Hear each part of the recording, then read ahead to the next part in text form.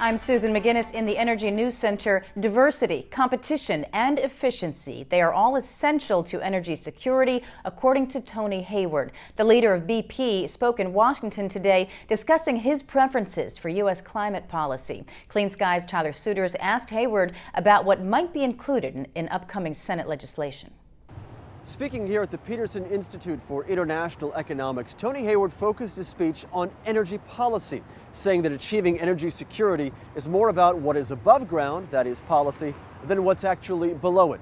And to that end, here in the U.S., he says that means clearly a cap-and-trade system for carbon emissions. You know, the rationale is simple. A cap that reduces over time, reduces emissions, and the trading mechanism allows capital to flow to the most efficient ways of reducing the emissions. The issue we need to deal with is how do we create a level playing field such that all forms of CO2 are priced equitably, be they from a smokestack or a tailpipe. And the initial go at the legislation in this country didn't provide for that. There are efforts underway now in the Senate where there is a much more equitable approach to the pricing of carbon between the power sector and the transport sector. Getting a market-based price on carbon emissions, that is a cap-and-trade system, is one of the two keys that Hayward laid out for successful energy security policy.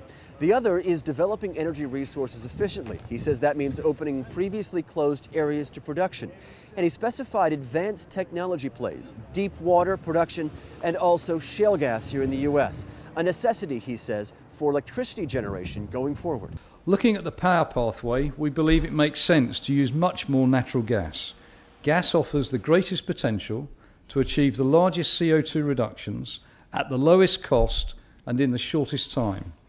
And we can do all of this by using technology that we have available today. It's easily the cleanest burning fossil fuel, around 50% cleaner than coal. It's very efficient, and combined cycle turbines fueled by natural gas are quick and relatively cheap to build.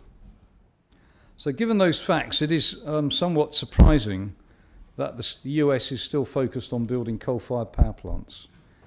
Following his speech, I asked Tony Hayward about hydrofracking policy and the possibility that the Kerry Graham-Lieberman climate bill could include language endorsing state regulation over federal regulation. Hayward told me this is a practical approach, not a philosophical one, and it's all about getting the most efficient process possible, and that means state regulation of hydrofracking. In Washington, I'm Tyler Suiters, Clean Skies News.